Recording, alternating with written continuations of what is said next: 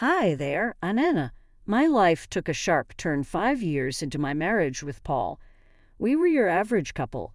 I was a teacher. He was a manager at an energy company. Life was pretty straightforward. Then his dad passed away, leaving his mom, Elaine, all alone in their family house. It was then that Paul dropped the bombshell. "Anna, we need to talk," Paul said abruptly one night, his tone serious enough to make me pause mid-scroll on my phone. I looked up. "What's up?" "Everything okay." He took a deep breath. "It's about Mom. She's alone in that old house since Dad passed. I think we should move in with her." I felt my stomach drop. Move in with Elaine? She and I were like oil and water. "Paul, are you serious? You know Elaine and I barely get along." He leaned against the kitchen counter, his expression firm. "I know, but she's my mom, and she's struggling. Plus, we're just burning money on this rented apartment." I sighed, running a hand through my hair. "But this is our space, our home. Moving in with your mom is a whole different ballgame." Paul's voice took on a pleading edge. "Please, Anna, it's not just about the space. It's about family. Mom needs us." I bit my lip, feeling cornered. "Your mom needs us, or you need your mom." He frowned. "That's not fair, Anna. It's not like I'm asking you to live in a dump. It's a huge house with plenty of room for all of us." I crossed my arms, feeling the tension rise. "And what about our life here? Just uproot everything because Elaine snaps her fingers?" Paul's tone hardened. "It's not like that, and you know it. I'm thinking about what's best for everyone." I shot back. "Everyone, or just Elaine?" He threw his hands up in frustration. "Damn it, Anna, can't you just try to see the bigger picture here?" I glared at him. "I'm looking at the bigger picture, Paul. Our life, our independence, not just playing happy families in that gloomy old house of hers." The argument went in circles, but eventually I caved. For Paul. For the sake of peace, but deep down, I dreaded every bit of it. Moving day came, and it was as uncomfortable as I imagined. Elaine's house was this imposing old structure with rooms that echoed and a constant chill in the air. Elaine greeted us with a stiff smile. "Welcome to my home. I expect you to respect my ways." I forced a smile, trying to keep the peace. "Of course, Elaine. We appreciate you letting us stay." But living with Elaine was like living with a hawk. She had a comment for everything. "Don't put the dishes away like that, or you're overwatering the plants." It was relentless. One night, after a particularly harsh critique on my cooking, I exploded to Paul in our room. "I can't do a damn thing right for your mother. It's like living with a drill sergeant." Paul rubbed his temples, looking equally frustrated. "Anna, just give it time. She's old and set in her ways." I threw my hands up.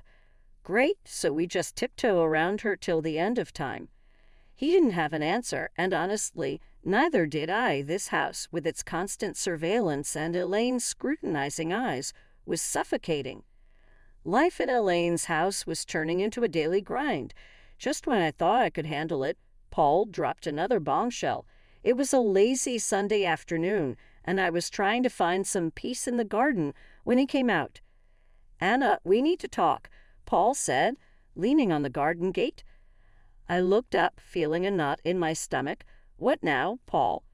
He took a deep breath. "I think you should quit your job and stay home. We're spending a fortune on a nurse and housekeeper for Mom. It makes more sense." I stood up, anger rising. "Quit my job, Paul. I love teaching. It's not just about the money." He ran his hands through his hair, his tone getting edgy. "I know, but think about it. It'll make things easier around here." I shook my head, disbelief washing over me. "So what? I just become a full-time maid and nurse? That's not the life I want." Paul's voice rose. "It's not about what we want, Anna. It's about what's practical. My mom needs us." I glared at him. "No, your mom needs you. I didn't sign up to be her caretaker." He shot back. Well, things change, Anna. We need to adapt. Adapt. That word felt like a slap. I loved my job, my independence. This wasn't adapting. This was sacrificing. You know what, Paul? Fine, I'll do it, but don't expect me to be happy about it. He sighed, a look of relief crossing his face. Thank you, Anna. It means a lot. But it didn't feel like a victory. It felt like I was losing a part of myself. Quitting my job was hard, but the days that followed were harder. I was now a full-time housekeeper, nurse, and cook. Elaine, as always, had her 2 cents to add about everything. Those curtains need a wash, she'd say, or the soup is too salty. It was endless. One day, I snapped. Elaine was criticizing the way I ironed her clothes, and I couldn't take it anymore. Elaine, can you just stop? I'm doing my best here. She looked taken aback. Well, I'm sorry if I have standards, Anna. I threw the iron down, my voice shaking with frustration. I'm not your servant, Elaine. I'm your son's wife. I'm here trying to help, and all you do is criticize me. There was a moment of tense silence, and then Elaine's expression softened slightly. I know you're trying, Anna. I'm just used to things a certain way. I sighed, feeling the tension drain out of me. I know, Elaine, but I'm not you. I have my way of doing things.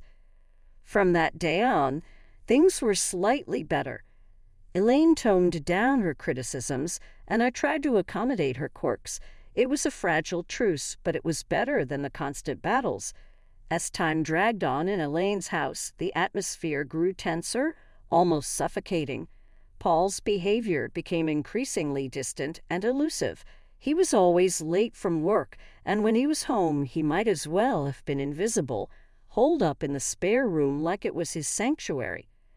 One evening, unable to bear the silence and distance anymore, I cornered him in the kitchen. Paul, what's going on with you?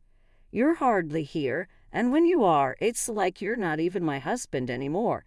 He avoided eye contact, stirring his coffee absent-mindedly. Work's a nightmare right now, Anna. Just piles of stress. I leaned back against the counter, my arms folded. I get stress, Paul, but this feels like you're shutting me out. You're here, but you're not really here. He exhaled heavily, his gaze still fixed on his coffee. I don't know what you want me to say, Anna. I'm just really tied up with stuff. I wanted to believe him, to understand, but something inside me screamed that there was more to it. Then there was Lucy, Paul's sister, who made it her mission to add to the tension. Each visit from her was a trial. She'd look around the house with a sneer and quip, still stuck in this old dump pot. I usually bit my tongue, but one day her taunts hit a nerve. Not all of us have the luxury to mooch off others, Lucy. I shot back. She just cackled, her voice grating on my nerves. Oh, look at you, playing the martyr in a haunted house. Pathetic. I clenched my jaw, holding back a barrage of words. Paul, ever the silent bystander, offered no defense. His silence was like another jab, another confirmation of the growing gulf between us. The biggest shift, however, came with Elaine. One day she called for Lucy, her voice frail and desperate. Lucy, I need help with a bath. I can't manage on my own anymore. Lucy's response was cold and cutting. Help yourself, Mom. I'm not your caretaker. Elaine broke down in tears, and my heart couldn't take it. Despite our rocky history, I couldn't leave her in that state. I helped her with the bath, and something between us changed that day. Elaine started to warm up to me, treating me less like an intruder and more like a daughter. It was a welcome change, but it also highlighted how far Paul and I had drifted apart. The house felt colder, emptier, despite Elaine's newfound warmth towards me. The walls seemed to echo with the growing silence between Paul and me, a chasm that seemed to widen with each passing day. The chill in our home grew colder each day. Paul's late nights at work became a norm, and our conversations turned into mere whispers of their former selves. It was during one of these fleeting interactions that Paul dropped a new piece of news that would add to the growing pile of secrets and lies. "Anna, I got an apartment near work," he said nonchalantly, as if he was talking about the weather. I almost dropped the dish I was cleaning. "An apartment? Why on earth would you need that?" He leaned against the door frame, avoiding my gaze. "It's just practical, Anna. Saves me the commute, especially with the late nights." I felt a surge of anger and confusion. "And you just decided this without talking to me? What are we, roommates now?" He shrugged, his indifference cutting deep. "I thought you'd be happy. Less stress about me coming home late."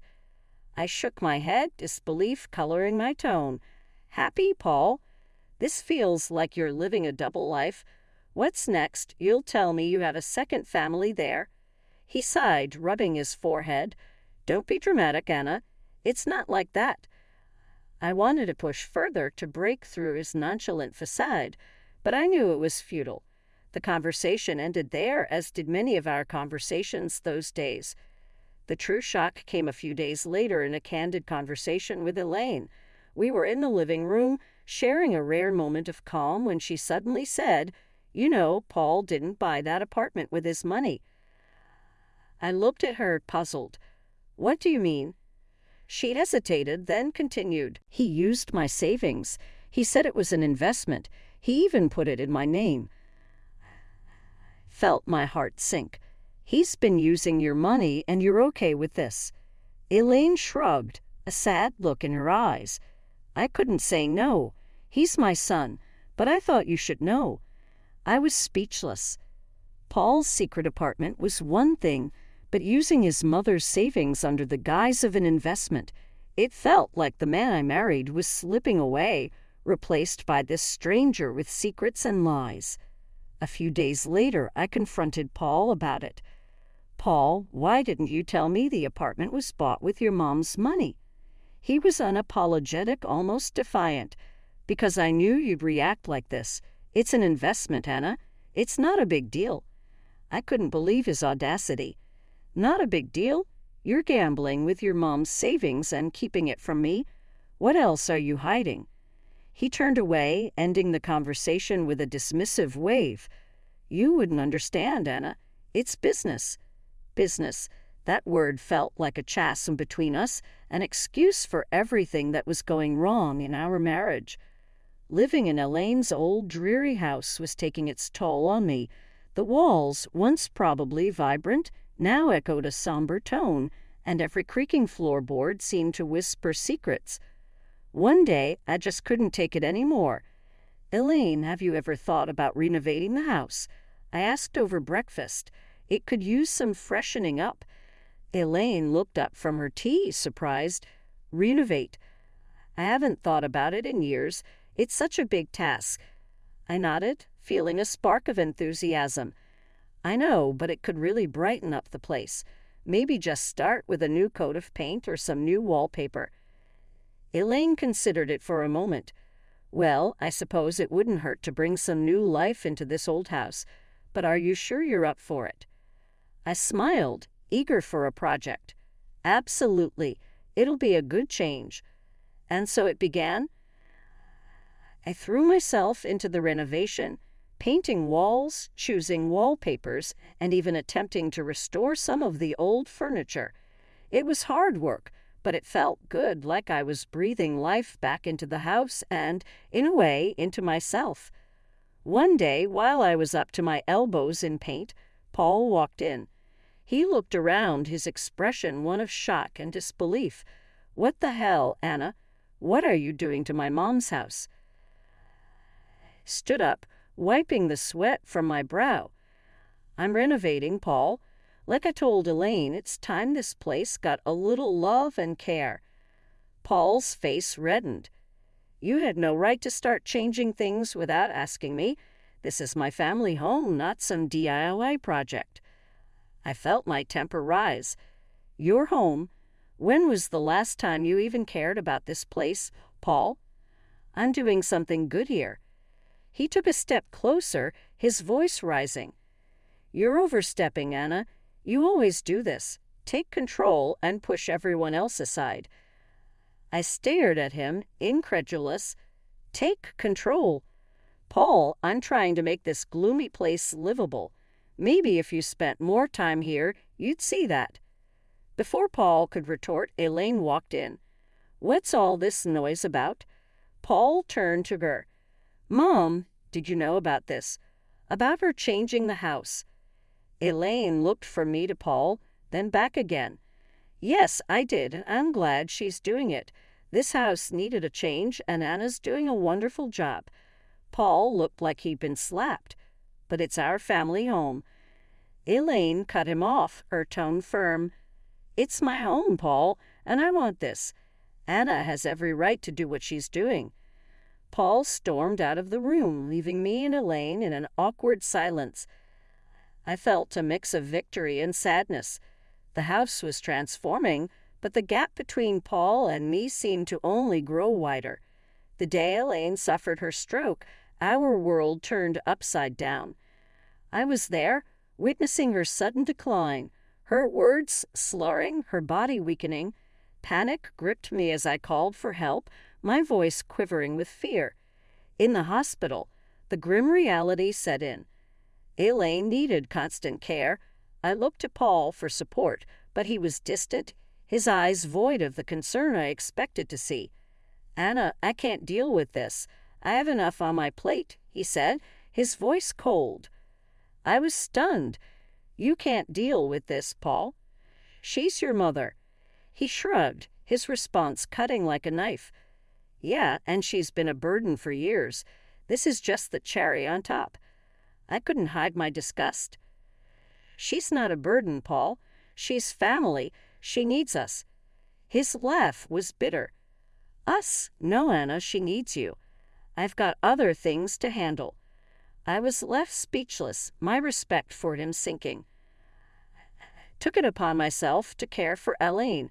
It was hard, watching the once strong woman confined to a bed, dependent for every little thing. As I became Elaine's primary caregiver, Paul's visits grew rarer and his indifference more apparent. His visits were short, his conversations with Elaine brief and superficial. Then Lucy came. I overheard them in the living room, their words like venom. We should start thinking about the will, dividing the assets, Lucy said, her voice devoid of any emotion. I burst into the room, fury coursing through my veins. How can you be so heartless, discussing her will right in front of her? She's still here. Lucy smirked, her words sharp. Oh, look who's talking. The saintly daughter-in-law. This is our family's matter. Stay out of it. Paul chimed in, his voice laced with cynicism. Anna, just drop it. It's practical to plan these things. No use pretending she's going to bounce back. I was aghast at his cruelty. Practical. She's your mother, Paul. How can you be so callous? He shrugged, his reply cold and detached. Life's callous, Anna. Better get used to it. I turned away, my heart heavy with disgust. In the following weeks, I dedicated myself to Elaine's recovery, and to my surprise, she showed signs of improvement. Her fingers twitched, her speech cleared, she even managed a few steps. It was a miracle to me, but a nuisance to Paul and Lucy. Their true colors were now vividly clear. Their mother's plight was nothing more than an inconvenience, a hurdle in their path to inheritance. The betrayal stung deep, not just as a daughter-in-law, but as a human being. Life had settled into a grim routine. Elaine's health was a constant roller coaster, with small victories overshadowed by the looming fear of the worst. Then it happened, another stroke, this time more severe. The call from the hospital felt like a punch to the gut. Elaine didn't make it. The funeral was a somber affair. I stood beside the grave, my heart heavy, watching as people paid their respects. That's when Paul arrived, and with him, a woman I didn't recognize and two small kids clinging to her hands. Who's she? I whispered to myself, my eyes fixed on the unfamiliar woman. Paul approached, his expression unreadable. Anna, this is Carol, my wife, and these are our kids. I felt like I had been slapped. Your wife? When did this happen? He shrugged, a coldness in his voice. A while ago. It's none of your business, Anna. I was speechless, my mind reeling. How could he, and during all this time with Elaine? Lucy was there too, her usual sneer in place. Finally showing your true colors, Anna. Playing the grieving daughter-in-law. It's a bit late for that.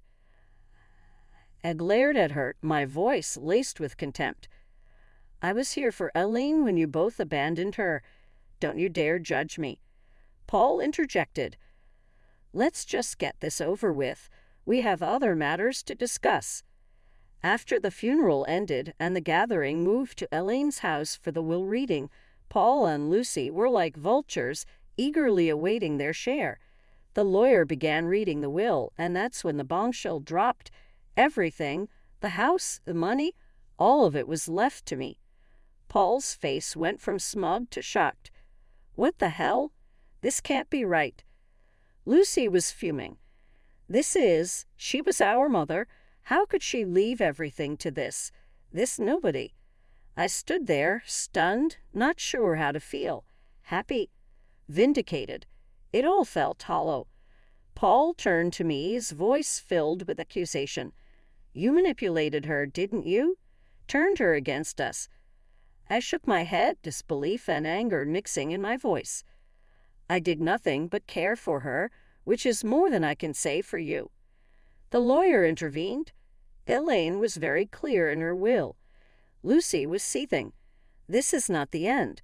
We'll contest this. There's no way we're letting her get away with this.